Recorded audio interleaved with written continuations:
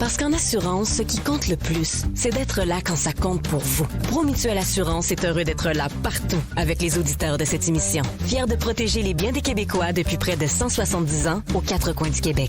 Promutuelle Assurance est là. Bon balado. Radio. Le commentaire de Mathieu Bock-Côté, dépassé pas comme les autres. Alors Mathieu, vendredi soir à Montréal, il s'est tenu une vigile citoyenne en mémoire des gens qui ont été tués, massacrés à London, en Ontario. Et Benoît Charette, ministre responsable de la lutte au racisme, qui a voulu prendre la parole, il s'est fait huer. Comment t'expliques cette réaction-là? Est-ce que c'est parce que c'était une réunion citoyenne et on voulait pas de politiciens qui instrumentalisent cette cause-là? Comment tu vois ça? Non, d'aucune manière. Je pense que la situation est plus triste et plus grave. C'est-à-dire le ministre Benoît Charette va tout naturellement exprimer la sympathie, la condoléance, la tristesse de tous les Québécois devant cet attentat atroce à London. Or, ce qu'on voit, c'est une foule qui décide de le huer. C'est une foule qui exprime pourquoi elle le hue. Elle le condamne pourquoi? À cause du refus du gouvernement québécois de se soumettre à la théorie du racisme systémique. On le comprend vu l'état du discours public en ce moment qui associe la tuerie de London à la loi 21 et qui cherche à le faire taire en quelque sorte, qui quelquefois on le voit, des gens donc le huent, d'autres lui tournent le dos et applaudissent très fort, mais non pas par enthousiasme, mais justement pour écraser sa voix, et qui le traite comme un étranger, qui le traite comme un intrus, qui le traite comme quelqu'un qui n'est pas là, qui est d'une manière ou de l'autre lié aux origines de ce drame, de ce crime. Et là, moi, ce que je vois là-dedans, tout ça, ne l'oublions pas en anglais. Oui, il faut le dire. C'est un détail, parce que chaque fois que je fais remarquer qu'on a des manifs comme ça qui se passent en anglais à Montréal, on me dit toujours, mais pourquoi tu prends la peine de le faire remarquer? Mais parce que c'est essentiel, parce que ce que nous disent ces gens-là, en huant le ministre du gouvernement québécois en anglais, c'est que premièrement, ils n'acceptent pas le principe élémentaire qu'au Québec, la vie publique est en français. Deuxièmement, ils contestent presque sa légitimité et ils le traitent comme une forme de figure raciste qui viendrait polluer un rassemblement antiraciste. Et ils considèrent finalement que l'anglais doit être la langue qui commande la vie commune. Donc, il y a un manque de respect effrayant des Québécois francophones là-dedans, du pays, qui les a accueillis. Et comment ne pas voir dans cette scène, quoi qu'on en dise, je sais que c'est difficile comme propos, mais un échec flagrant dans une vidéo de plusieurs minutes de l'échec de l'intégration. C'est-à-dire, à un moment donné, il faut bien avouer que les gens qui sont là ne sont pas ou sont très mal intégrés à la société québécoise, pas du tout, manifestement, la majorité historique francophone, et on doit se demander dans quelle mesure on trouve ça légitime et normal de se faire ainsi insulter chez soi, de se faire vomir dessus, et encore une fois, sans même avoir le respect élémentaire de le faire dans la langue nationale. Et moi, je dis, on est tous au Québec là-dessus, je pense, une société ouverte, accueillante, qui tend la main, qui accepte des gens qui viennent de partout ailleurs dans le monde. Mais il y a un pacte commun élémentaire. Or, huer un ministre du gouvernement québécois dans un moment de solidarité qui ne devrait pas être instrumentalisé, qui ne devrait pas être politisé, qui devrait encore moins servir de raviver des tensions, eh bien, moi, je trouve que c'est une forme de violence symbolique faite au Québec qu'on a vu à travers cela. En fait, ce sont des gens, puis moi, je suis d'accord avec toi que c'est pas une anecdote, c'est pas banal que ces gens-là soient surtout les anglophones. Ce sont d'abord et avant tout des Canadiens. Ce sont des Canadiens qui huent le Québec. Moi, c'est comme ça que je vois ça. Exactement. Et ça, je pense que tu nommes la chose importante. Il ne faut pas là-dedans blâmer les nouveaux arrivants. Ce qu'il faut blâmer fondamentalement, qu'est-ce qui est à l'origine de cela? C'est vraiment le multiculturalisme canadien qui retourne les populations nouvellement arrivées, ou relativement nouvellement arrivées, contre la société d'accueil, et plus encore quand il s'agit des Québécois du Québec. Et là, on a des Canadiens anglais qui huent le Québec. On oublie toujours à quel point la minorité anglaise au Québec, la minorité anglophone, c'est en fait la représentante ici de la majorité canadienne anglaise. Et quand les minorités au Québec s'assimilent à l'anglais, ce ne sont plus des minorités. Ils rejoignent la majorité canadienne anglaise. Ils en prennent les tics, ils en prennent les travers. Quelquefois, ils en prennent souvent, hélas, le mépris. Et moi, je trouve que ce qu'on a vu là, finalement, c'est une foule canadienne qui huait un gouvernement québécois. Et je sais que c'est dur de dire ça parce qu'on est dans l'époque de l'irénisme diversitaire, on est dans l'époque de tout est beau, il faut toujours... Mais il faut quand même nommer les réalités quand on les a devant soi, il faut les nommer sans pousser à la colère, il faut les nommer sans exciter de telles tensions, mais il faut nommer ce qu'on voit devant soi. Et tous les spécialistes qui dénoncent toujours la haine, je les trouve bien discrets quand vient le temps de condamner la haine anti-québécoise. Je les vois bien discrets quand vient le temps de critiquer, de condamner cette espèce de refus viscéral du Québec qu'on retrouve au Québec même. C'était du Québec bashing made in Québec, ou plus exactement du Québec bashing made in Canada qu'on a vu là, et je pense qu'on ne doit pas passer ça sous silence, même si c'est difficile à dire. Je note que Benoît Charette lui-même aurait peut-être pu se garder. Quand il commence, puis là on l'insulte, il se laisse humilier, puis il rajoute salam aleikum et ainsi de suite. Il me semble, au moins il fait son discours en français, mais il aurait, me semble-t-il, qu'il y avait quelque chose. J'étais heureux de pas être dans sa position à ce moment-là, mais je pense qu'il n'aurait pas dû se laisser humilier d'une manière comme de telle manière. Il y avait quelque chose de gênant à travers cela, comme s'il y avait un consentement à l'humiliation de la part d'un homme qui n'est pas sans qualité, mais là, c'est comme sur ce coup-là, il se sentait écrasé par les circonstances. Surtout, pour le redire, il y a tellement aucun début de quart de huitième de lien entre la tuerie de London et la loi 21, entre la tuerie de London et notre refus de capituler devant la théorie du racisme systémique, entre la tuerie de London et le nationalisme québécois. Ceux qui osent faire de tels liens, directement ou indirectement, je pense que ces gens-là sont véritablement des pousses à la haine. Ce sont des gens qui cherchent à attiser la haine contre le Québec. Et devant cela, il est légitime de dire non. Ça ne veut pas dire ensuite qu'on n'est pas une société inclusive, accueillante et tout ça, mais il y a quand même des limites à se faire piétiner et à dire merci. Et la haine du Québec, elle est totalement décomplexée. Les gens maintenant n'ont plus aucune gêne, aucune honte. Tu sais, pourtant dire que tu n'aimes pas un groupe en particulier, c'est très mal vu dans notre société, mais on dirait que ça, ils ont eu, c'est maintenant les barrages sont tombés, les digues sont tombées, et ils le disent haut et fort qu'ils détestent les valeurs du Québec. Oui, puis jusqu'à l'existence même du peuple québécois, c'est-à-dire, on est un peuple résiduel. Il y avait un texte qui est paru dans la presse samedi, soit du temps passant, qui est pas sans lien avec cela, samedi ou dimanche. Un type qui disait, en gros, ce que j'aime du Québec, c'est qu'il est pluriel, diversifié, anglicisé, multiculturel, canadien. Bon.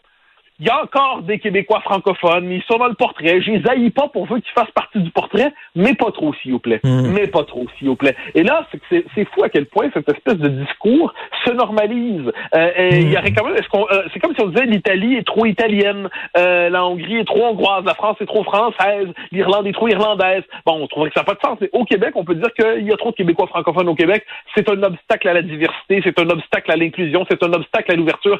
Si on n'était pas là, le Québec serait si beau s'il n'y avait pas les Québécois francophones. Devant cela, à un moment donné, il y a quand même des saintes limites à faire semblant que tout ça, c'est des faits divers. Quand on a un tel discours, quand un ministre est hué, quand le français... Ils n'ont même pas la politesse, moi ça me fascine, ils n'ont même pas la politesse élémentaire de le huer en français, de l'insulter en français. Au moins, ça serait quand même la dernière marque de respect pour nous. Pourriez-vous nous mépriser en français, s'il vous plaît? Et même cette petite demande n'est pas respectée.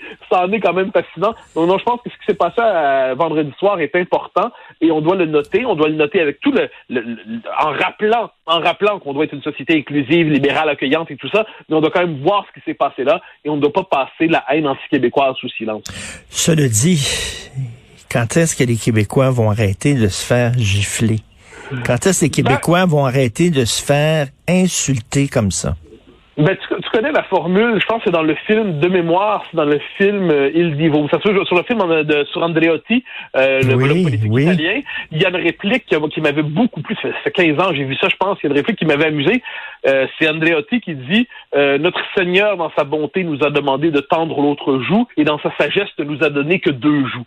Et je trouve qu'il y a quelque chose de vrai là-dedans. Les Québécois tendent l'autre joue souvent, puis ils l'offrent la gauche, la droite. À un moment donné, on est en droit. Les Québécois sont toujours dans l'affirmation tranquille. Hein. Révolution tranquille, un jour ça va être l'indépendance tranquille, nationalisme tranquille. Le gouvernement de la CAQ, faut pas l'oublier, c'est un gouvernement qui était une réponse aux années Couillard, une réponse aux années Charest. C'est un gouvernement qui a été élu, c'est l'élan de vie du Québec national qui s'est exprimé avec la CAQ. La loi 21, c'était ça. Quand François Legault s'oppose à la théorie du racisme systémique, c'est une manière de dire on en a assez de se faire insulter. Mais là, il va falloir cesser de se contenter du nationalisme rhétorique en paroles et cosmétiques. Il va falloir savoir c'est quoi la prochaine étape du nationalisme pour justement réussir l'intégration et faire en sorte que le Québec ne soit plus détesté, les Québécois soient plus détestés au Québec même, que les Québécois francophones soient plus détestés en leur propre pays. C'est quoi la prochaine étape? Le gouvernement du Québec a une responsabilité là-dedans et c'est certainement pas en s'accusant de racisme ou en s'excusant d'une certaine manière, indirectement ou directement de ce qui a pu se passer en Ontario ou en capitulant discrètement ou directement devant la théorie du racisme systémique ou en traitant d'extrémistes ceux qui plaident pour le cégep français, je lance ça comme ça, qu'on va y parvenir. C'est quoi la prochaine étape du nationalisme du gouvernement Legault? Les Québécois, je pense, en ont assez de tout cela. Ils en ont assez de se faire traiter de racistes. Ils en ont assez de se faire insulter. le gouvernement Legault a une responsabilité historique devant un tel flot de discours haineux à notre endroit. Je suis curieux de voir comment il va faire. Tout à fait. C'est rendu, là. Non seulement il faut s'excuser des crimes qui sont commis sur notre territoire, mais il faut s'excuser des crimes qui sont commis ailleurs. Ouais, voyons. Faut s'excuser d'exister, finalement. Oui. On en est rendu à ce moment très particulier de notre histoire où, finalement, c'est quand même assez particulier comme histoire. L'Amérique fut française, ensuite le Canada, il y a eu la conquête, ensuite le fait français s'est replié peu à peu au Québec, mais il était présent au Canada, en Ontario, au Manitoba, là, il est disparu. Là, maintenant, c'est rendu que le fait français, la référence nationale, est presque de trop à Montréal et à Laval. Donc là, elle est repoussée hors Montréal, hors Laval, comme si on était trop chez nous. C'est quoi, en dernière instance, on va faire l'indépendance du Lac-Saint-Jean? Donc là, il y a quand même, à travers cela, il faut rappeler cette chose élémentaire que Montréal n'est pas un territoire cédé au multiculturalisme canadien. Montréal n'est pas un territoire cédé à l'impérium de la langue anglaise. Montréal est la métropole du Québec. C'est une métropole cosmopolite, c'est une métropole ouverte, c'est une métropole diversifiée, mais c'est une métropole francophone où la référence québécoise doit aller de soi. Et lorsqu'on décide de huer le gouvernement du Québec parce qu'il ne capitule pas devant la théorie du racisme systémique et qu'on ose faire un lien entre ça et la tuerie qu'il y a eu à London, en Ontario, quand on est devant tout cela, on est devant un problème qui ne relève pas des faits divers, on est devant un problème politique. Les choses seraient tellement plus simples si on était un pays. Et Montréal serait la capitale du pays du Québec où la langue serait le français, ça serait clair. Mon Dieu. Disons la métropole. Je garde la capitale à Québec. OK, oui, la métropole, oui. mais oui, absolument. Mais oui, si on est un pays. Et oui, parce que celui qui arrive de loin saurait où il met les pieds. Il rejoindrait le peuple québécois. Il lui tendrait la main. On lui tendrait la main. Ensemble, on en fera un Québécois. Il y aurait des Québécois de tous les couleurs comme il y en a en ce moment. Ça serait formidable. Il y aurait des Québécois avec différentes origines, mais on aurait tous cette aventure partagée et il n'y aurait plus d'ambiguïté sur où est-ce qu'on arrive aujourd'hui, au Canada ou au Québec, dans un pays français ou un pays bilingue où le français est secondaire. Et de ce point de vue, le cadre politique dans lequel nous posons notre existence est fondamental. Traiter l'indépendance comme un détail sans intérêt dans notre organisation de vie collective, c'est une erreur des 25 dernières années. Et peut-être parviendrons-nous à sortir de cette erreur. On l'espère. Merci beaucoup. On se reparle demain, Mathieu. Salut. Au grand plaisir. Bye bye. Le plan de retraite d'Antonio, saisir chaque moment. J'ai toujours aimé la photo. J'en fais beaucoup, j'expose, mais c'est pas avec ça que je gagne ma vie. J'ai un métier que j'aime, mais à ma retraite, je veux me consacrer à la photo. Quand j'ai rencontré ma conseillère, on a établi un plan de match pour y arriver. C'est encore loin, mais là, je vois mieux où ça s'en va, où je m'en vais. Découvrez les avantages de planifier votre retraite avec l'accompagnement personnalisé de conseillers Desjardins. Visitez desjardins.com/retraite. Non, pas encore, mais ça va pas tarder. Et tu l'as pris pourquoi? J'ai pris le vaccin danse. Le vaccin danse? Trop bonne idée. Ouais, m'entraîner avec les filles, c'est ce qui me manque le plus. Ben moi, le mien, ça va être le vaccin soccer. Je suis vraiment impatiente de retrouver toute la gang. La vaccination nous rapproche de tous ces moments. Suivez la séquence de vaccination prévue dans votre région et prenez rendez-vous à québec.ca/vaccin COVID. Un message du gouvernement du Québec. Le commentaire de Mathieu Bock-Côté, dépensé pas comme les autres. Alors Mathieu, c'est maintenant au tour des équipes de foot françaises de poser un genou par terre avant le match. Ah oui, alors là, donc, c'était, je crois, annoncé hier, si je ne me trompe pas, les Bleus, allez les Bleus, selon la formule qu'on aime scander, eh bien, dans un geste de communion, il y a d'autres équipes, des équipes des îles britanniques qui avaient fait ça aussi, les Belges aussi, si je ne me trompe pas, qui ont l'intention de le faire, mais donc les Français ont décidé de poser un genou à terre au début du match, à la manière d'un geste de solidarité avec ce qui s'est passé aux États-Unis, de lutte contre le racisme et ainsi de suite. Et il y a quelque chose là-dedans d'un peu délirant. Parce que aux États-Unis, il y a un contexte, qui est le contexte américain, que nous connaissons, qui, par ailleurs, le genou à terre, jusqu'à tout récemment, faisait quand même polémique, et ça n'allait pas de soi qu'il fallait le mettre un genou à terre. Certains disaient, un instant, je veux dire, ce n'est pas manquer de solidarité vers ceux qui subissent le racisme que de considérer qu'au moment de l'hymne national ou autre chose, eh bien, on n'a pas à s'adonner à cette prière qui est très particulière, parce que c'est une prière dans les faits. Mais là, les Français, dans un pays qui est d'abord et avant tout marqué, non pas par des violences policières, mais par des violences anti-policières. La France, c'est un pays où il y a des agressions à répétition sur les policiers, où dans plusieurs quartiers, ils ne peuvent plus rentrer, où ils se font bombarder au mortier, où de nombreux policiers ont été assassinés. C'est aussi le pays de la violence islamiste. Alors, plutôt, à la rigueur, s'ils veulent poser un genou à terre, apparemment, il faut le faire. Eh bien, plutôt que de le faire dans le contexte français, et il pourrait décider, par exemple, de le faire à la manière d'un geste de solidarité envers tous les Français morts sous les balles de l'islamisme, envers tous les Français ou tous les policiers victimes des agressions des différents gangs, soit des islamistes, soit des voyous, et ainsi de suite, s'ils veulent à tout prix, eh bien non, leur propre contexte ne leur plaît pas, et plutôt que de tenir compte de leur environnement, ils décident de s'américaniser, ils décident de jouer finalement aux Américains dans le cadre de l'Euro 21. Je précise que d'autres équipes en Europe refusent de le faire. Donc, ce que l'on voit à travers ça, parce qu'il faut voir, ce n'est pas un geste de solidarité envers les victimes du racisme. C'est devenu désormais une forme de rituel religieux qui s'impose pour distinguer entre les purs et les impurs. Vous posez le genou à terre, vous êtes une personne éclairée, vous avez le cœur noble, vous avez l'âme généreuse, vous êtes solidaire des victimes du racisme. Vous refusez de vous agenouiller, eh bien, vous passez pour une âme vile, une âme cruelle. Et moi, je me souviens, l'été passé, à Sherbrooke, il y avait eu, je me rappelle, une manifestation dans le cadre de Black Lives Matter. Il y en a qui disaient aux policiers de Sherbrooke, à genoux, à genoux, à genoux. Et ensuite, les policiers refusaient. Et là, les manifestants disaient shame, shame. Et moi, ça m'avait marqué parce que, autrement dit, ce qui était demandé, c'était pas un geste de solidarité, c'était un geste de soumission. C'est un geste de soumission devant une religion nouvelle, un geste de soumission devant une idéologie nouvelle, un geste de soumission devant une mouvance politique qui cultive le fanatisme et qui prétend lutter au nom du racisme et qui, dans les faits, a débordé largement de ce créneau depuis un bon moment, surtout quand on sort des États-Unis. Alors, pourquoi devrait-on s'américaniser mentalement? Pourquoi les Français devraient-ils s'américaniser mentalement? Pourquoi ne sont-ils pas capables d'inscrire leurs propres actions dans leur propre pays? Pourquoi devrions-nous tous nous soumettre à ce rituel religieux qui n'est pas un geste, je le dis, de solidarité, mais de soumission devant une idéologie qui dit que fondamentalement l'Occident est coupable dans ses replis les plus intimes? Moi, devant tout cela, je dis, on a tous été marqués, bouleversés par ce qui s'est passé aux États-Unis à Minneapolis l'an passé. On a tous un sentiment de solidarité envers les victimes du racisme, mais je ne vois pas pourquoi de cela on doit tirer comme conclusion que désormais le rituel qui doit nous accompagner dans les événements sportifs, comme dans les événements d'entreprise, comme dans les différentes manifestations, c'est le genou à terre. Je ne vois pas pourquoi on devrait confondre un geste de solidarité avec un geste de soumission, dis-je, avec un geste de solidarité. Écoute, il y a une coïncidence vraiment avec quelque chose que j'ai vu passer sur les médias sociaux il y a quelques minutes, Mathieu. Alors, Tom Hanks, le célèbre comédien, a accordé une entrevue à PBS et on lui a dit, Monsieur Hanks, vous êtes pas une personne raciste, vous êtes non raciste, mais ce n'est plus suffisant. Il faut maintenant être antiraciste.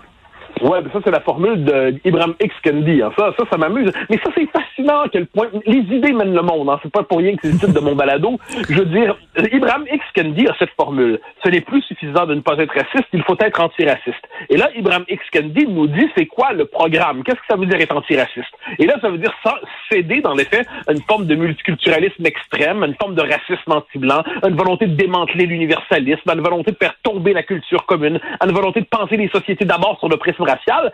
Être l'antiracisme auquel on nous demande de souscrire est une forme de racisme de nouveau genre, mais c'est un racisme qui se tourne contre la civilisation occidentale et qui est fondé sur la haine fondamentalement de cette civilisation-là.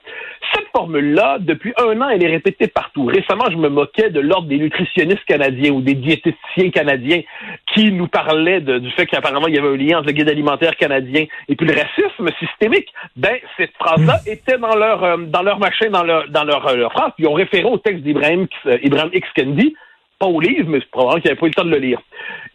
Humza Yousaf, le ministre de la Justice écossais, qui a fait passer la loi sur les propos haineux, qui finalement fait en sorte que les propos à la maison peuvent être désormais sous le coup de la loi. Il y a une forme un appel à la délation des propos haineux, entre guillemets, qui se tiendrait à la maison.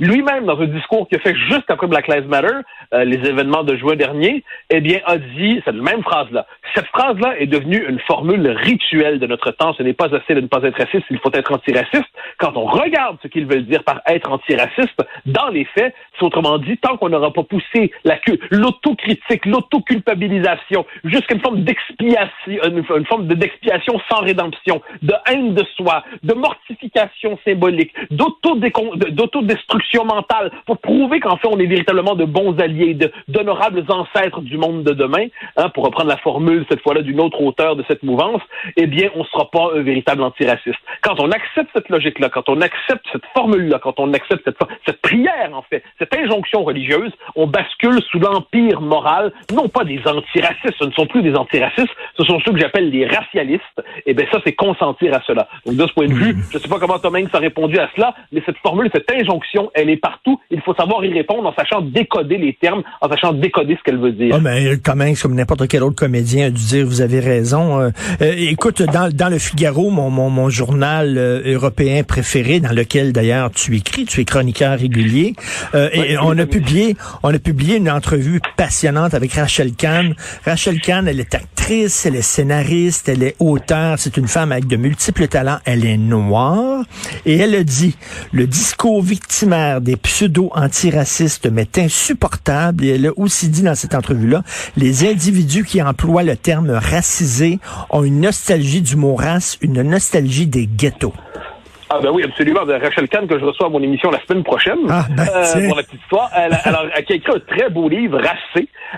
J'ai eu l'occasion d'avoir un échange avec elle pour le Paris Match, justement. Oui. C'est une femme d'une qualité intellectuelle absolument remarquable et qui est d'un courage, et ça nous montre, c'est pour ça que là-dessus, si on veut sortir de notre repli, appelons ça américano-provincial, en cette idée que, apparemment, l'horizon ultime de l'humanité, c'est ce qui se passe dans la pensée américaine, si on regarde ce qui se passe en France, parmi les critiques les plus brillants, les plus remarquable de cette espèce de pseudo-antiracisme, de ce qui est en fait un racialisme, qui est en fait un discours qui pousse à la névrose identitaire, à la névrose raciale, qui veut nous enfermer chacun dans la couleur de notre peau pour que jamais plus on ne puisse en sortir, qui veut abolir la culture commune et l'universel. Mais parmi les critiques les plus vives de cela, il y a plusieurs Français issus de l'immigration. C'est intéressant de le noter. Il y a Rachel Kahn, il y a Sonia Mabrouk, on pourrait nommer plusieurs autres. Il y a un nom, Lydia Guérousse.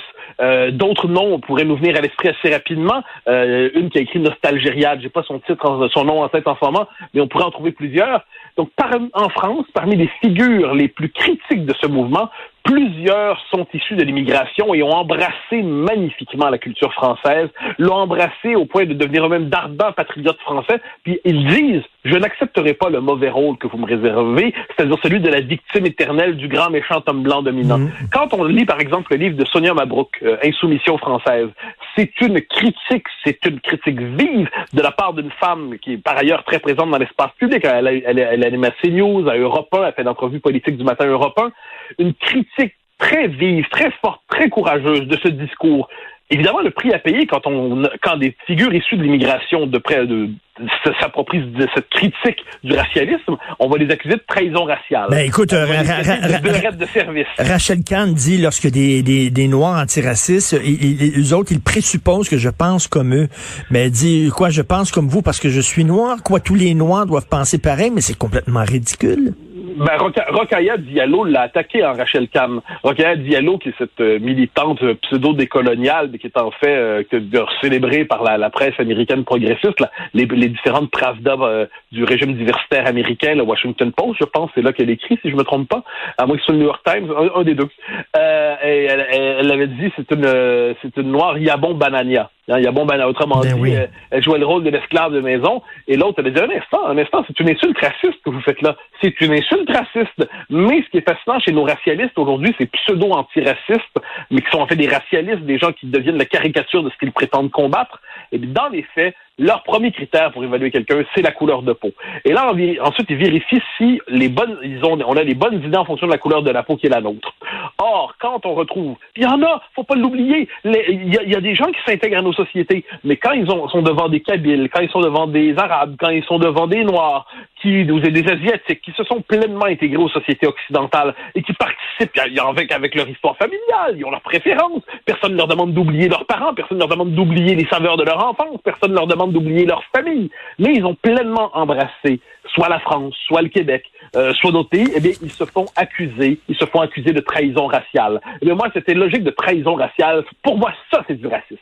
Écoute, j'ai très hâte de t'entendre avec Rachel Kahn ce week-end, donc on va pouvoir écouter ça bientôt. Et aussi, oui, en fait, je l'enregistre vers la fin de la semaine et ça s'est diffusé au début de la semaine prochaine. Donc, je me ferai un plaisir de t'en parler. Au début de la semaine prochaine, on s'en reparle. Et aussi, ce week-end, je crois qu'on peut t'entendre à Réplique aussi sur France Culture avec notre ami Finkielkraut. Merci, Mathieu. On se reparle demain. Au grand plaisir. Salut. Bye bye. Le plan de retraite d'Antonio, saisir chaque moment. J'ai toujours aimé la photo. J'en fais beaucoup, j'expose. Mais c'est pas avec ça que je gagne ma vie. J'ai un métier que j'aime. Mais à ma retraite, je veux me consacrer à la photo. Quand j'ai rencontré ma conseillère, on a établi un plan de match pour y arriver. C'est encore loin, mais là, je vois mieux où ça s'en va, où je m'en vais. Découvrez les avantages de planifier votre retraite avec l'accompagnement personnalisé de conseillers Desjardins. Visitez desjardins.com/retraite. Le plan de retraite d'Antonio, saisir chaque moment. J'ai toujours aimé la photo. J'en fais beaucoup, j'expose. Mais c'est pas avec ça que je gagne ma vie. J'ai un métier que j'aime. Mais à ma retraite, je veux me consacrer à la photo. Quand j'ai rencontré ma conseillère, on a établi un plan de match pour y arriver. C'est encore loin, mais là, je vois mieux où ça s'en va, où je m'en vais. Découvrez les avantages de planifier votre retraite avec l'accompagnement personnalisé de conseillers Desjardins. Visitez desjardins.com/retraite. Le commentaire de Mathieu Bock-Côté, dépensé pas comme les autres.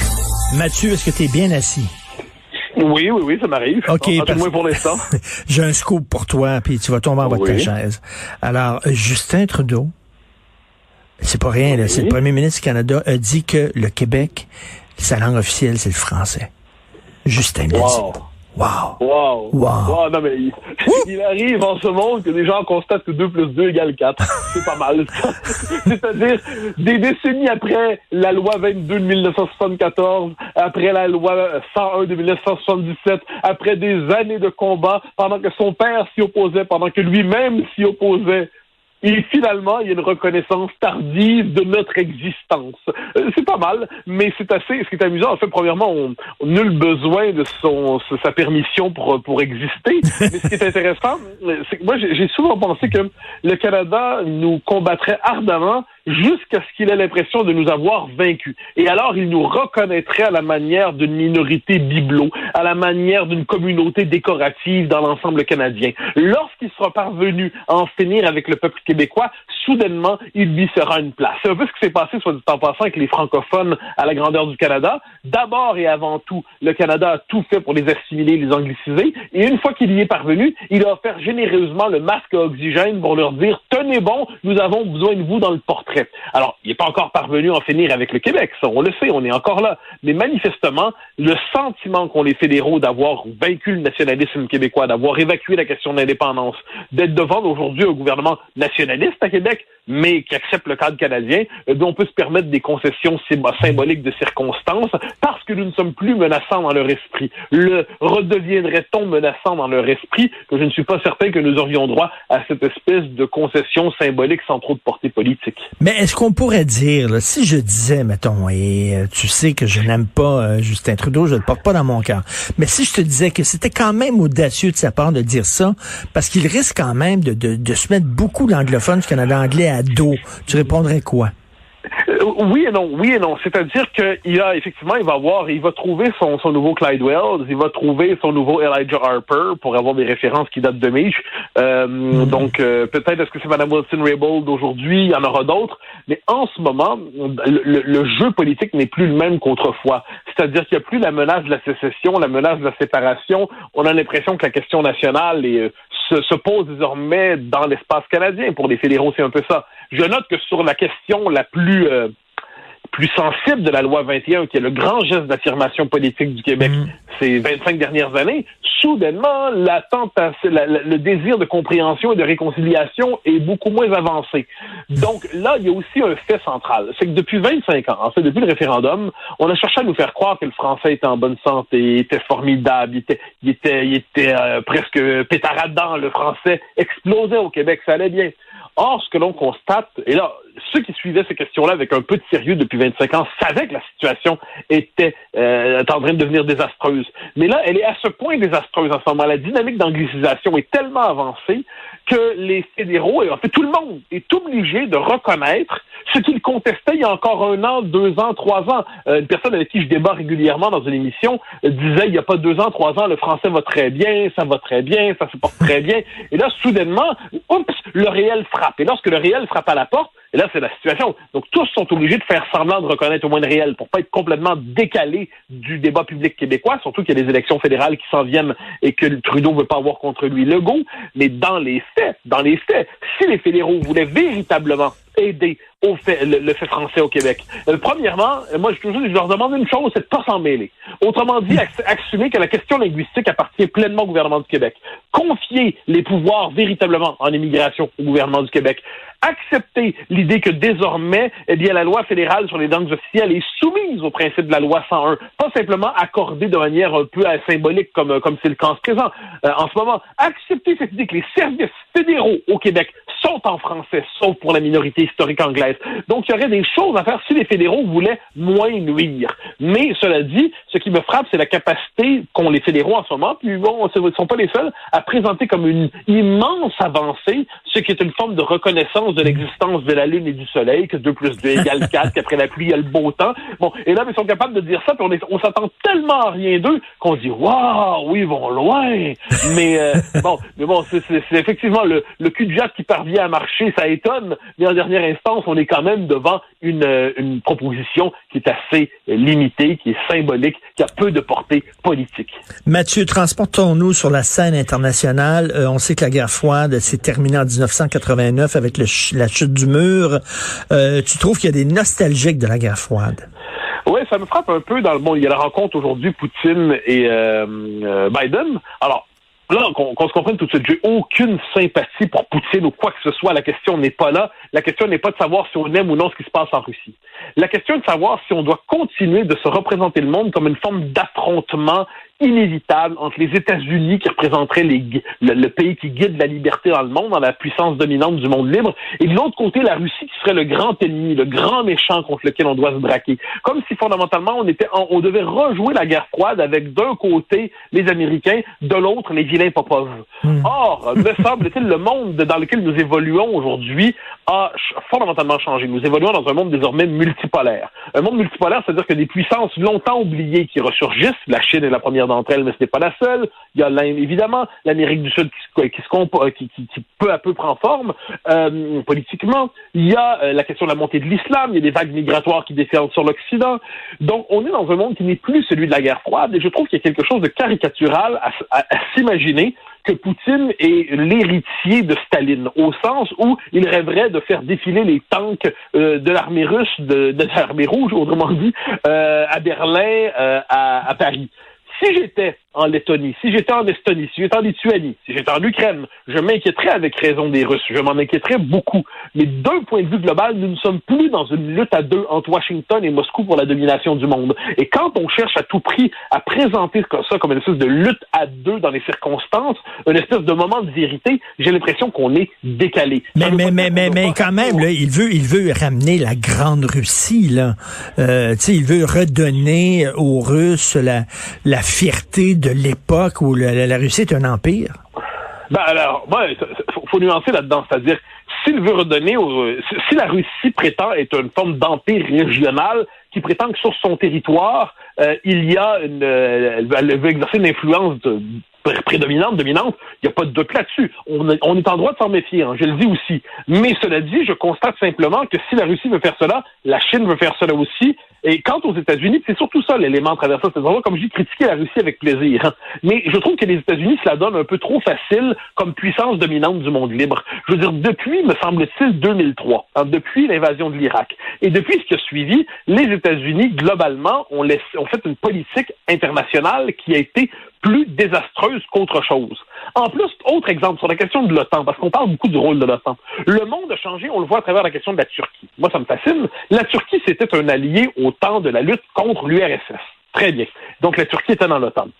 Aujourd'hui, dans le monde qui est le nôtre, on voit que la Turquie se définit souvent, surtout qu'elle se réislamise, Erdogan est là pour l'incarner, elle s'oppose de plus en plus à l'Europe, elle menace l'Europe, elle multiplie les menaces à l'endroit de l'Europe, elle cherche à humilier l'Europe. Est-ce que la Turquie est encore un allié, véritablement? Est-ce que c'est encore un allié? Ou est-ce que l'OTAN donne une impression d'allié? Les Américains et les Européens n'ont pas la même politique par rapport à la Chine, par rapport à l'Iran. Ils n'ont pas la même politique par rapport à la Russie même. Alors, les Européens eux-mêmes disent on ne peut pas traiter la Russie comme si c'était comme au temps, justement, des Soviétiques. Encore une fois, je le dis, ça ne veut pas dire que les Russes n'ont pas des ambitions de puissance. Évidemment pas. Et puis les Européens eux-mêmes se disent qu'ils doivent avoir une capacité de puissance pour être capables de tenir tête à la Russie. Mais tenir tête à la Russie d'un point de vue européen, ce n'est pas comme tenir tête à la Russie d'un point de vue américain, néoconservateur, obsédé par la guerre froide. Donc, voyant tout cela, je trouve que le récit qu'on nous fait de la politique internationale est en décalage d'une trentaine d'années et on devrait avoir une conscience multipolaire minimale pour savoir dans quel monde on évolue et surtout ne plus se sentir obligé de brandir le drapeau américain comme si c'était celui de la liberté. Mais reste que Poutine est un brigand, là. Je veux dire, il fait enfermer ses opposants politiques et il a fait tuer des journalistes qui le critiquaient, là. Mais sans le moindre doute, c'est un brigand, c'est un régime à tentation autoritaire, plus qu'à tentation autoritaire. C'est un régime fort inquiétant. C'est un régime que je n'aime pas du tout. L'idée, oui, il y a quelquefois en Europe des gens qui trouvent que la Russie est inspirante. Je trouve qu'ils vivent dans un monde parallèle. Je me dis un instant, on se calme. La Russie n'est pas inspirante. La Russie est inquiétante. Il y a une différence entre considérer que la Russie est inquiétante et doit être critiquée, une chose, et de s'imaginer qu'on est dans un monde qui est commandé par l'affrontement entre Moscou et Washington. C'est autre chose. Pour moi, c'est la critique, elle est là. C'est qu'il faut sortir de cette idée du grand affrontement entre Moscou et Washington. Surtout quand, à notre époque, une puissance autrement plus inquiétante, me semble-t-il, c'est la Chine. La Chine émerge aujourd'hui. On voit ce qu'elle fait aux Ouïghours, par exemple. On est dans une politique vraiment qui est assez terrifiante. La politique qui est réservée aux Ouïghours en ce moment. La Chine, aujourd'hui, réinvente le totalitarisme de manière, à ce qu'on pourrait dire, avec le système du crédit social et tout ça, ça en est assez terrifiant. Donc voyant ça, moi, je dis pas un instant qu'on se comprenne bien qu'il faut avoir quelque tendresse ou sympathie pour Poutine. Jamais. C'est pas ce que je dis. Je dis simplement que, gardons à l'esprit simplement que le monde n'est plus divisé comme au temps de la guerre froide. Sachons que les États-Unis ne sont plus aussi exemplaires qu'ils l'étaient autrefois. Sachons que des puissances autres émergent dans le monde et exigent qu'on raffine notre compréhension des relations internationales. Sachons que tous les Occidentaux ne sont pas obligés de s'aligner sur Washington si Washington dit quelque chose. Ayant tout cela à l'esprit, ça ne nous empêchera pas de nous dire amis les Américains, mais ça va nous éviter d'avoir l'impression qu'on a devant nous Brejnev ou Staline. Et voilà, c'est dit. Merci beaucoup, Mathieu. À demain. Bye. Salut. Le plan de retraite d'Antonio, saisir chaque moment. J'ai toujours aimé la photo. J'en fais beaucoup, j'expose, mais c'est pas avec ça que je gagne ma vie. J'ai un métier que j'aime, mais à ma retraite, je veux me consacrer à la photo. Quand j'ai rencontré ma conseillère, on a établi un plan de match pour y arriver. C'est encore loin, mais là, je vois mieux où ça s'en va, où je m'en vais. Découvrez les avantages de planifier votre retraite avec l'accompagnement personnalisé de conseillers Desjardins. Visitez desjardins.com/retraite. Le plan de retraite d'Antonio, saisir chaque moment. J'ai toujours aimé la photo. J'en fais beaucoup, j'expose, mais c'est pas avec ça que je gagne ma vie. J'ai un métier que j'aime, mais à ma retraite, je veux me consacrer à la photo. Quand j'ai rencontré ma conseillère, on a établi un plan de match pour y arriver. C'est encore loin, mais là, je vois mieux où ça s'en va, où je m'en vais. Découvrez les avantages de planifier votre retraite avec l'accompagnement personnalisé de conseillers Desjardins. Visitez desjardins.com/retraite.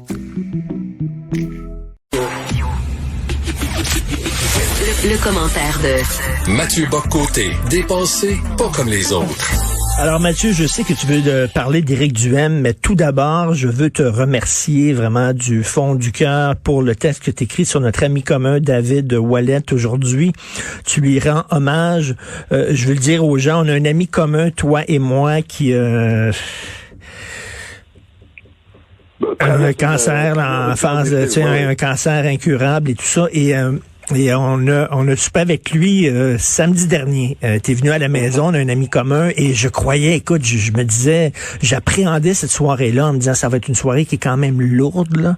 Le gars, il voit la fin arriver et tout ça, et finalement on a ri comme des fous. On a fêté l'amitié, on a bu d'ailleurs trop, et c'était très le fun, et c'est assez particulier quand même de voir le courage de ce gars-là. Oui. En fait, c'est absolument... en tout cas, je ne veux pas en dire plus qu'il l'en dit lui-même, mais ça fait à peu près 1 an qu'il traverse ça avec un courage devant cela que je trouve exceptionnel, une intelligence, une capacité, c'est assez particulier de... Les passions de notre ami David sont nombreuses. Elles continuent de l'habiter. La vie publique l'anime. Les questions qui l'ont toujours habité l'animent. Et c'est l'occasion, je crois, pour lui. J'ai eu l'occasion de le recevoir à mon émission la semaine passée aussi pour faire une espèce de parcours, appelons ça un bilan existentiel et intellectuel. Ça fait quand même quelques entrevues que j'ai fait dans cette émission-là au fil des années. C'est une des plus émouvantes, peut-être la plus émouvante que j'ai eue, à la fois parce qu'elle était ce parcours humain tout à fait passionnant qui se révélait. C'était la constance d'un engagement, et c'est aussi un homme tout à fait courageux appelons ça le temps des bilans. Et je sentais je crois que c'était la moindre des choses que de lui rendre hommage pour rappeler que tout cet engagement, là, il a 52 ans, il y a un héritage qui est déjà devant nous. Il a travaillé intellectuellement pour rapprocher notamment la majorité historique francophone et la communauté juive. Il est dans cette situation assez rare au Québec où il appartient aux deux. Normalement, on est de l'un ou de l'autre. Là, il est vraiment ancré dans les deux. Il y a une position exceptionnelle regard exceptionnel sur la situation du Québec, une réflexion sur la parenté existentielle des Québécois et des Juifs. C'est un parcours tout à fait passionnant. Puis bon, j'ai tendance à croire que les hommages doivent être les hommages les plus importants doivent être rendus quand ils peuvent être entendus. Alors voilà, c'était pour moi la moindre des choses. On espère tous parce qu'on va tous y passer lorsque la mauvaise nouvelle arrivera, on espère tous avoir cette courage, cette force de caractère et cette élégance. Voilà. Écoute Mathieu, Éric Duhaime va être vraiment un caillou dans le soulier de la CAQ. Comment tu vois ça, toi, le Parti conservateur du Québec? Ce qui se passe en ce moment n'est pas sans intérêt, qu'on soit sympathique ou non à sa cause et secondaire là-dedans. C'est qu'il y a un courant politique au Québec, comme partout ailleurs, on pourrait dire, une certaine droite, un peu populiste, un peu libertarienne, un peu conservatrice, un peu anti-système, tout ça à la fois. Pour le meilleur et pour le pire, avec de bons éléments qui s'y retrouvent et aussi qui est un aimant complotiste. Bon, c'est un courant de pensée, mais qui a besoin de s'exprimer dans l'espace politique, qui cherche une manière ou de l'autre à se traduire politiquement. Il n'y est pas parvenu jusqu'à tout récemment, en bonne partie parce que le Parti conservateur, dirigé par Adrien Pouliot qui n'est pas un homme sans qualité, loin de là, mais c'est un fédéraliste ultra, c'est un homme fondamentalement intéressé aux questions économiques, qui n'avait pas une vision nationale du Québec. Non. Éric Duhaime s'empare du Parti conservateur. Il y a une capacité de mobiliser beaucoup de gens. C'est une force de la nature quand même. Il réussit à mobiliser et il réussit à réaligner son petit parti qui demeure groupusculaire pour l'instant, mais dans la région de Québec un peu moins déjà. Il réussit à lui donner un ancrage plus national. Donc ça demeure un parti libertarien plus que conservateur, populiste assurément, mais il réussit à lui donner une coloration nationale parce qu'Éric, aujourd'hui je ne sais plus où il en est, mais Éric Duhaime a été longtemps souverainiste. C'est encore aujourd'hui assurément un nationaliste québécois. Il y a des positions sur des questions comme l'immigration, qui concordent pas avec le politiquement correct. Donc là, on se retrouve avec un courant qui cherche un porteur, un chef qui est capable de lui donner de l'écho, qui a accès aux médias, qui a accès à l'espace public, qui comprend la sensibilité nationaliste des Québécois. Mais là, pour l'instant, tout cela demeurait dans les marges quand apparaît le transfuge annoncé de Claire Sanson au Parti conservateur. Bon. Alors là, qu'est-ce qui se passe avec cela? Ça me semble plus important qu'on ne le dit. Le départ de Mme Sanson qui se fait chasser de la CAQ pour avoir fait un don au Parti conservateur, ça peut avoir l'air loufoque.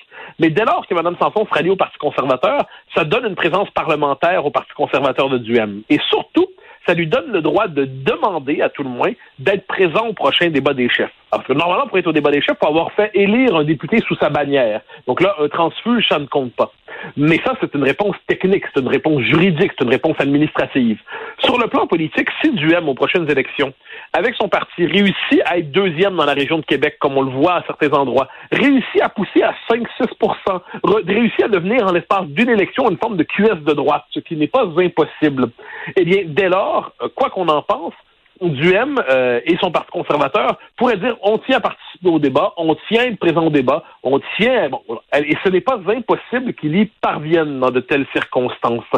Et ça pourrait changer la donne. Évidemment, il ferait pas une révolution politique, mais il parviendrait en le temps d'une élection à inscrire son parti dans la vie politique, peut-être même à se faire élire lui-même dans le comté qu'il choisira. Donc, le petit passage de Mme Sanson, aussi erratique soit-il, crée les conditions pour une forme de première étape de normalisation du Parti conservateur de Duhem. Faut pas oublier une chose, ce parti en ce moment se constitue sur le créneau des mesures sanitaires, on le sait, ça fait sa force parce que ça permet de canaliser une protestation, sa faiblesse parce que ça l'enferme dans un petit créneau, mais pour peu que Duhem, qui ne manque pas de talent, soit capable d'élargir donc sur d'autres thèmes, quoi qu'on en pense, il faut prendre au sérieux ce parti qui émerge, il faut prendre au sérieux le type de politique qu'il va proposer au Québec. Je pense que ce sera un acteur de plus durable dans notre paysage politique, même si entre les marges et la norme, il évoluera et contribuera ici à faire... Il y a tout un courant de pensée, qu'on l'apprécie ou non, encore une fois je le dis, qui va pouvoir peser dans le débat public. Il y a deux petits problèmes avec Éric concernant Claire Sanson. Un, elle a dit qu'elle ne veut pas, elle a mis fin à sa carrière politique, puis elle ne se présentera pas pour le Parti conservateur du Québec. Et deuxièmement, s'il veut participer au débat, les règles sont très claires. Il doit faire élire sous sa bannière au moins un député. Donc, ça, j'en suis... Les règles sont là, on comprend très bien. Ensuite, la question, c'est que il y a quelquefois, c'est que le système parlementaire britannique est fait pour stabiliser l'offre politique. Hein. C'est un système qui est fait pour que si un nouveau parti doit émerger, il faut que ce soit difficile pour lui, il faut qu'il ait le temps de passer une élection, 2 élections, se stabiliser, s'enraciner. Bon. Mais la démocratie contemporaine, sous le poids du numérique, sous le poids de l'information permanente, a changé là-dessus. Et si Duhem parvient, comme je l'ai dit, imaginons la région de Québec. Comme là, les sondages nous disent que dans la région de Québec, Duhem est presque deuxième, mais peut-être même pas, il est deuxième. Bon, alors, si en plus, donc, il a déjà une députée à l'Assemblée nationale, même s'il n'a pas fait élire sous sa bannière, si il est capable d'être deuxième dans la région de Québec, s'il pèse 6-7% dans les sondages, ou 5-6%, ça devient difficile de ne pas l'inviter. Ça devient difficile de dire « t'es pas le bienvenu, mon gaillard ». Moi, je me rappelle, pendant le dernier débat sur la scène fédérale, de mémoire, Maxime Bernier ne s'était pas fait élire comme député du Parti populaire du Canada, mais il a participé au débat parce qu'il existait néanmoins dans le débat public. J'ai l'impression que Duhem va être dans une situation semblable, et moi qui me sens peu d'affinité, pour le dire d'un euphémisme, avec le Parti conservateur du Québec, je pense qu'à un moment donné, tous les courants de politique structurée qui existent dans une société sont appelés tôt ou tard à participer au débat politique, au débat démocratique. Donc ça, je pense qu'il s'est passé quelque chose avec Mme Sanson. Reste à voir, est-ce que pour l'instant, il y a du jeu, il y a du flottement, elle ne se représentera pas. Mais qu'est-ce qu'elle va faire jusqu'aux prochaines élections? Il y a un jeu, il y a un flottement. Si elle décide de faire le saut, elle peut changer la donne pour le meilleur et pour le pire, selon qu'on apprécie ou non. Écoute, d'ailleurs, je profite de l'occasion pour dire qu'on a fait un DQVS, devine qui vient souper, un balado, Sophie et moi, et c'était une rencontre entre toi et Éric Duhem qui est disponible sur notre bibliothèque Cube Radio, qui était vraiment le fun. Cette rencontre-là était très bonne. Écoute, Mathieu, c'est un gars, moi je le connais bien, Éric, c'est un homme férocement intelligent. Et c'est un gars convaincu. Il a écrit 3 essais, un sur l'homosexualité, l'autre sur la SAQ, un autre sur l'iniquité intergénérationnelle, qui sont brillants, des livres vraiment, des pamphlets solides. Mais il y a un mauvais côté, comme nous tous, on a tous un mauvais côté. Et Éric, des fois, peut être un peu démagogue, il peut flatter dans le sens du poil des gens avec qui il n'est pas nécessairement d'accord pour les attirer dans son coin. Il va falloir qu'il se protège de lui-même aussi, parce qu'on l'a vu, là. Il a quand même ouvert la porte à une méchante gang de coucous, là. Ah, ben c'est là l'enjeu pour lui, je crois. C'est-à-dire que là, la base militante qui est la sienne, c'est-à-dire il y a la base historique du Parti conservateur du Québec, qui est probablement le meilleur repoussoir pour tous les électeurs qui n'y sont pas déjà.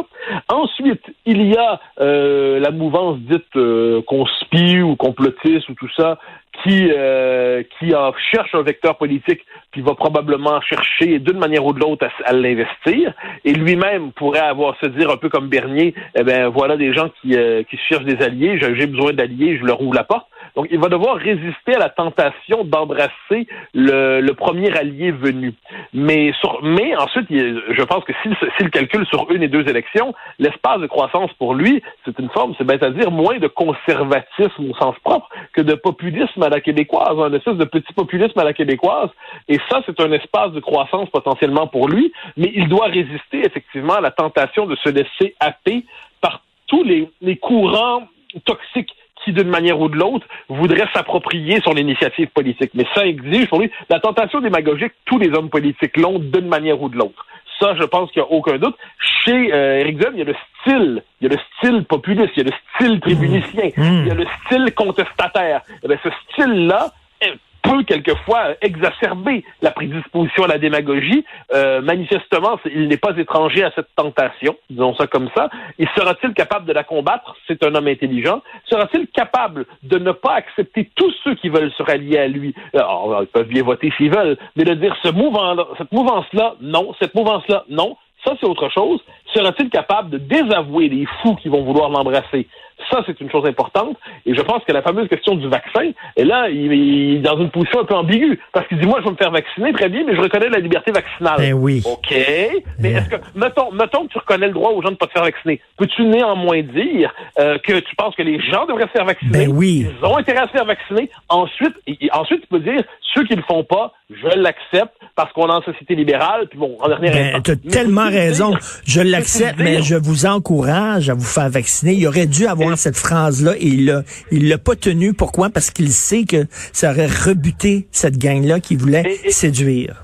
Et pourtant, c'est le test qu'il doit passer sur la question des mesures sanitaires. On avait tous des critiques sur les mesures sanitaires. Certains croyaient qu'elles allaient trop loin, d'autres pas assez loin. Certains pensaient que c'était une mauvaise approche. Pour moi, ça fait partie de la discussion démocratique. Sur le vaccin, bon, manifestement, il y a des débats. Heureux ceux qui ont été Pfizerisés, un peu moins heureux les AstraZeneca. OK, on l'a compris, très bien. Donc, il y a matière à réflexion. Mais l'idée de la vaccination dans la crise qu'on traverse en ce moment, c'est quand même fondamental. Donc, il nous dit, j'accepte, je veux pas faire une obligation, mais j'incite fortement tous à se faire vacciner. Ça serait compatible à la fois avec son respect de la liberté de conscience et un appel lui-même, sa propre liberté de conscience, pour dire que ce n'est pas qu'un choix individuel, le vaccin. Je pense aussi que c'est un choix individuel qui sert collectivement le Québec, qui sert en fait toutes nos sociétés. Donc, de ce point de vue, je pense que c'est un défi à traverser pour lui. Et quand on va sortir de la crise sanitaire, ça va être intéressant de voir des positions qu'il va prendre sur des autres sujets. La question linguistique, ça va prendre beaucoup de place. La question d'immigration, qu'est-ce qu'il va dire? La question, on sait qu'Éric a déjà voté oui, hein? Il était au Bloc québécois, il était au Parti québécois, il est passé ensuite par la mouvance allianciste et tout ça.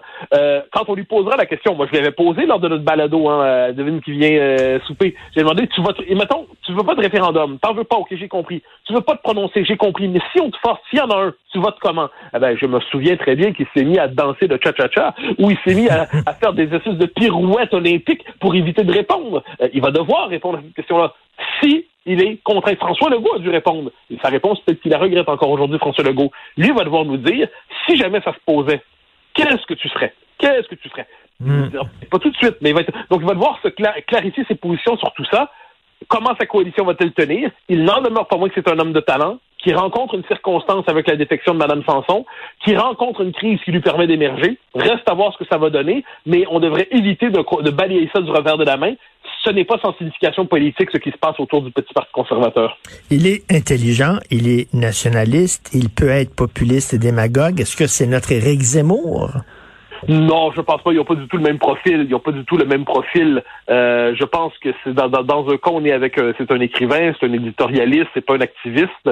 Ensuite, on peut apprécier ou non les positions de Zemmour. La question n'est pas là, mais je pense qu'il n'interpelle pas les mêmes affects. Il n'y a pas de créneau libertarien, par exemple, chez Zemmour, alors que chez Éric, le fond philosophique, il est libertarien. Donc, mais cela dit, puis je pense que la culture politique d'Éric Duhem se porte davantage sur des États-Unis que la vieille Europe. Donc là-dessus, on devrait davantage regarder avec quelle mouvance américaine, quelle mouvance intellectuelle et politique américaine il se connecte mentalement davantage qu'avec la vieille Europe. Ce n'est pas, je pense, son espace mental est nord-américain. Cela dit, son idole d'enfance, hein, il nous l'avait dit lorsqu'il était jeune, adolescent, l'affiche qu'il avait sur son mur, c'était pas une rockstar, c'était Margaret Thatcher. Oui, mais effectivement, mais de mon point de vue, la Grande-Bretagne, c'est plus proche des États-Unis que de l'Europe aujourd'hui. mais oui, non, Madame Thatcher, qui soit dit en passant, était, oui, très, très, très libérale, mais aussi très, très nationaliste à la britannique, hein, pour le meilleur et pour le pire, encore une fois. Donc, c'est une question que j'ai souvent posée aux libertariens québécois. Comment se fait-il qu'ils aiment tant Thatcher, mais ils sont incapables d'être aussi patriotes qu'elle ne l'était? Le problème, c'est que certains d'entre eux, lorsqu'ils doivent brandir un drapeau, préfèrent brandir le drapeau canadien plutôt que le drapeau québécois. C'est comme si Madame Thatcher avait préféré brandir le drapeau de l'Union européenne ou de la communauté européenne à l'époque plutôt que celui de la Grande-Bretagne. Nos libertariens québécois ont un problème avec leur pays. Ils ne savent pas exactement c'est lequel. Quelquefois, ils dédaignent le Québec. Hein. Faut pas oublier que une partie de la mouvance libertarienne québécoise a le côté Bob Gratton, Elvis Gratton, et regarde de haut le Québec comme si on n'était pas assez bon pour eux. Eh ben, de ce point de vue, si Éric Duhem est capable de québéciser et de nationaliser les libertariens québécois, il aura fait œuvre utile au débat. Écoute, transposons-nous aux États-Unis, si tu veux, pour quelques minutes. Florence Lamoureux, qui est recherchiste de l'émission, vient de m'envoyer un tweet de Raphaël Jacob, là, qu'on connaît bien, analyste de la politique américaine. Alors, voici ce qu'a écrit Raphaël. Donald Trump, en entrevue en direct il y a 1 minute au sujet d'un possible retour en 2024, a dit « Les gens m'aiment plus que jamais. Interprétez ça comme vous voulez. » Donc, je pense que he's back. Non, mais moi, j'ai une théorie sur les hommes de pouvoir. Ils ne peuvent pas dire une fois pour toutes qu'ils ne reviendront pas. Le jour où ils acceptent l'idée qu'ils ne sont plus dans la course, ils dépérissent, ils meurent. Mais tant qu'ils sont dans la course, ils ont l'impression que le pouvoir est une forme de sérum de jeunesse éternelle, de sérum d'éternité. Et dans son cas, Trump, même s'il a été battu, a besoin de croire qu'il est encore l'homme à la tête d'un mouvement. C'est la condition même de sa survie, je dirais presque biologique et politique. Est-ce qu'il va être candidat? Ça reste à voir. Il va y avoir des successeurs, il va y avoir des gens qui vont chercher à le remplacer d'une manière ou de l'autre. Il y a d'autres mouvances dans le Parti républicain, mais il n'y a aucun doute qu'il a besoin mentalement de poursuivre sa croisade parce qu'il est, dans son esprit, objet de désir et figure de conquête. C'est ainsi qu'il se représente. Mais ça, je pense qu'on est véritablement, dans son cas, je suis pas certain qu'il va être candidat la prochaine fois, mais il va demeurer au cœur du jeu. Puis je souligne que bien des gens qui le détestaient s'ennuient de lui, ça me fascine. On en voit plusieurs qui parlent de la politique américaine aujourd'hui et peuvent pas s'empêcher de continuer à parler tout le temps de Donald Trump. Il a été battu, là. C'est Biden le président maintenant, mais ils sont encore sur le mode Trump, comme si manifestement ils étaient fascinés par l'objet de leur répulsion qui est presque un objet clandestin ou inavoué de désir. Tout à fait, merci. Et j'invite les gens à aller lire à aller écouter ton balado Les idées mènent le monde, justement avec notre ami David Wallet, intéressant et émouvant. Merci, à demain Mathieu. Salut. Bonne journée, bye bye. L'an dernier, les cuisines solidaires ont distribué plus de 2 millions de repas partout au Québec. Mais aujourd'hui, 1 personne sur 7 dans votre collectivité souffre toujours d'insécurité alimentaire. C'est pourquoi la Tablée des chefs et moi, Stéphano Faita, on va mettre les bouchées doubles pour aider les cuisines solidaires à servir encore plus de repas. Et on a besoin de vous. Pour chaque dollar donné, un repas cuisiné par un chef sera servi à une personne qui a faim. Soutenez les cuisines solidaires sur tabledeschefs.org. Merci à notre partenaire. Ce qui compte le plus, c'est d'être là quand ça compte pour vous. Promutuelle Assurance est heureux d'être là partout avec les auditeurs de cette émission. Fier de protéger les biens des Québécois depuis près de 170 ans aux 4 coins du Québec. Promutuelle Assurance est là. Bon balado. Le commentaire de Mathieu Bock-Côté, dépensé pas comme les autres. Discuter avec Mathieu Bock-Côté, c'est comme jammer avec Charlie Parker. Tu sais, 15 secondes avant d'entrer en onde, j'ai un flash, j'ai écrit en disant, écoute, on va parler de ça plutôt que de ça. Puis il dit, OK, il prend son saxophone puis il part. Il n'y a aucun problème. Donc, je t'ai demandé, il y a à peu près 15 secondes, tu sais, j'ai dit, on va y aller plutôt avec tes suggestions de lecture.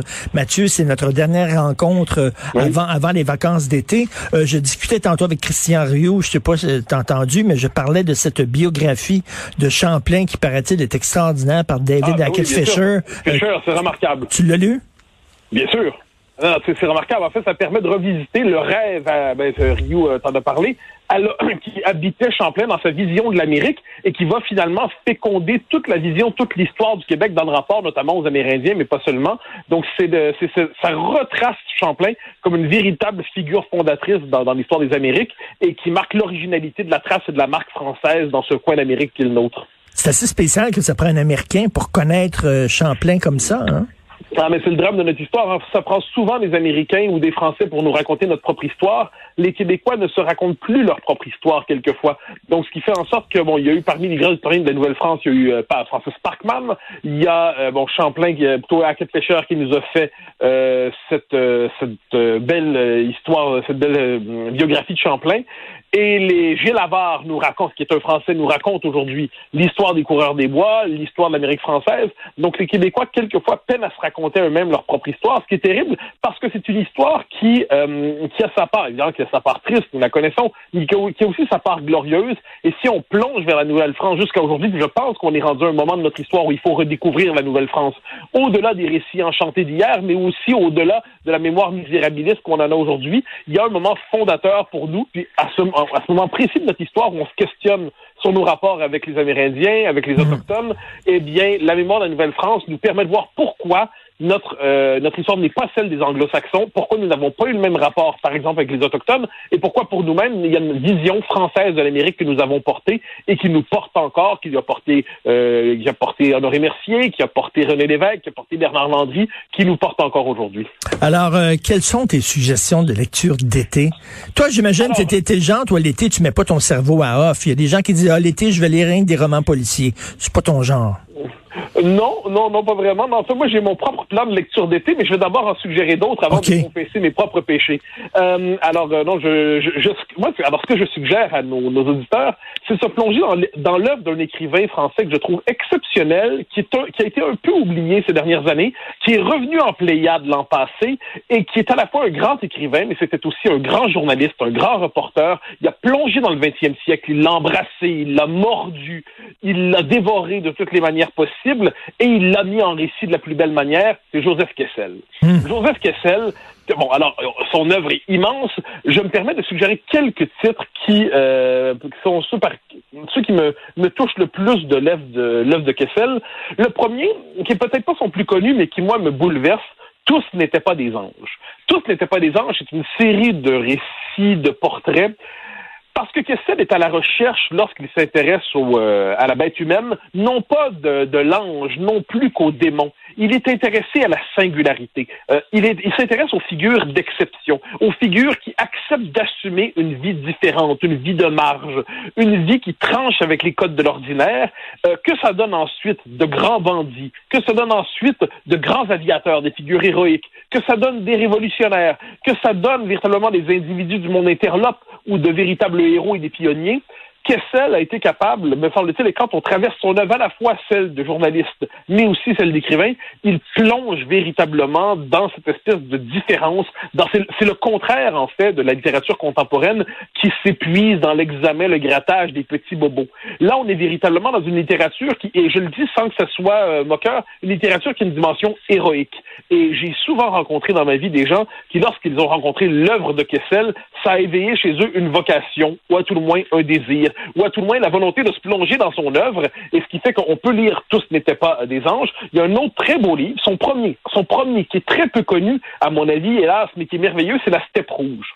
La Steppe rouge, ça décrit les années qui suivent la Révolution russe.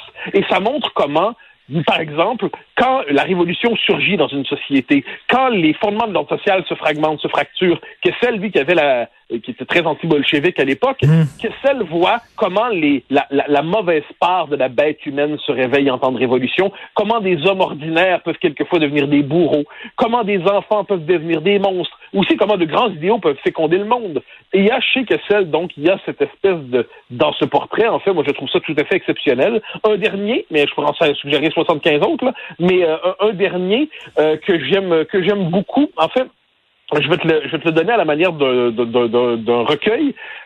On a publié chez Quarto, il y a quelques années, donc avant la Pléiade, on a rassemblé à la fois de ses romans, mais aussi de ses reportages, mais aussi de ses portraits. Ça permet, si on se lance dans Quarto, on se lance dans cette édition, eh bien là, ça permet d'avoir une image assez complète de Kessel. Et si on veut lire sa biographie, de mémoire, c'est Yves Courrière qui a consacré une très belle biographie. Donc quand on plonge dans Kessel, finalement, qu'est-ce que ça veut dire pour l'été? On parle de lecture d'été. On n'est pas dans la pesanteur des traités philosophiques. Eh bien, ça permet à la fois de plonger dans la grande littérature, ça permet de plonger dans l'aventure, le récit. J'ajoute qu'il y a quelque chose chez lui qui me touche beaucoup, c'est le sens de l'amitié. Kessel place l'amitié au premier rang des vertus humaines. Chez lui, l'existence est un banquet. D'ailleurs, je pense qu'il pratiquait le banquet jusqu'à l'excès, peut-être, pour le dire ainsi. C'est un homme qui a tout flambé, qui a tout gagné, qui a tout perdu, qui a tout regagné. Il avait le sens de l'amitié. Les dernières lignes qui terminent son livre, tous n'étaient pas des anges. Je ne les ai pas devant moi, ça sont dans l'autre pièce. Mais si je les avais, je te les lirais. Il parle de la difficulté où les années passent dans la vie des hommes et se faire de nouveaux amis devient difficile quelquefois. Les amitiés qu'on a, c'est des amitiés d'adolescence, d'enfance, d'université, des amitiés de tranchées si on a été à la guerre, à la rigueur des amitiés professionnelles quelquefois. Mais Kessel savait se faire des amis et il raconte, je crois que c'est en Afghanistan, dans les années 60, si je ne me trompe pas, il dit quelque part, je pense que c'est là-bas, mais à tout le moins c'est dans un pays qui n'est pas en Occident, il raconte comment il se fait autour de cela un nouvel ami, l'expérience la plus riche qui soit. Autrement dit, se plonger dans Kessel pour cet été, c'est merveilleux. Si on est sur le mode plus mélancolique... Mais excuse-moi, sur Kessel, je voudrais dire, il y a 2 de ses livres qui ont donné naissance à des chefs-d'œuvre de cinéma. J'aime beaucoup le cinéma, L'Armée des Ombres, sur la résistance en France, qui a été porté à l'écran de façon absolument géniale par Jean-Pierre Melville, et aussi, bien sûr, Belle de jour, qui est le grand chef-d'œuvre de Buñuel, avec Catherine Deneuve, et qui est un roman érotique, en fait, là. Ah ben c'est le moins qu'on puisse dire. C'est une dame qui s'ennuie avec l'homme qu'elle aime, qui trouve le moyen de passer le temps à travers des plaisirs charnels tarifés, disons ça comme ça, et inavoués.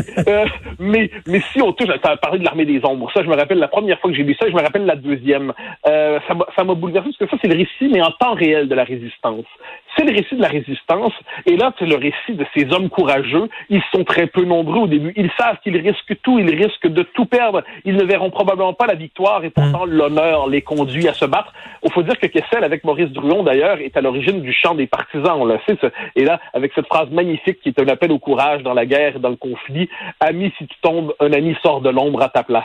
C'est quand même... Alors moi, j'aime beaucoup, beaucoup, beaucoup Kessel. Alors tu m'en donnes l'occasion d'en parler, je le fais. Comme j'ai si d'autres se sentent plus mélancoliques, veulent se plonger vers les origines de notre civilisation, ils peuvent lire François Taillandier. Ça, c'est un homme que j'aime beaucoup aussi. L'écriture du monde, ensuite La Croix et le Croissant, ensuite Solstice, 3 romans historiques qui plongent sur les origines de la civilisation occidentale. C'est génial. On peut toujours aller relire Kundera ensuite. Kundera, c'est merveilleux. L'insoutenable légèreté de l'être, l'immortalité, le livre du rire et de l'oubli, la lenteur. Et là, si on fait ça, et si on veut ensuite déprimer sur les temps présents dans leur côté écrasant, alors on fait un saut chez Houellebecq, et on se dit, lisant Houellebecq sur la plage, ce monde s'effondre, mais au moins la plage est belle. Et quand on a relu tout ça, on peut décider finalement de lire des biographies québécoises, et pourquoi pas lire le 3e tome de la biographie de Jacques Parizeau par Pierre Duchesne, qui est exceptionnel et qui nous raconte comment une idée qu'on croyait morte est capable de renaître et de presque triompher. Pour les indépendantistes, s'il y en a encore quelques-uns, ça pourrait les inspirer. Écoutez-moi, j'ai une suggestion pour toi, là, en terminant. Là, il faut absolument que tu lises ce livre-là,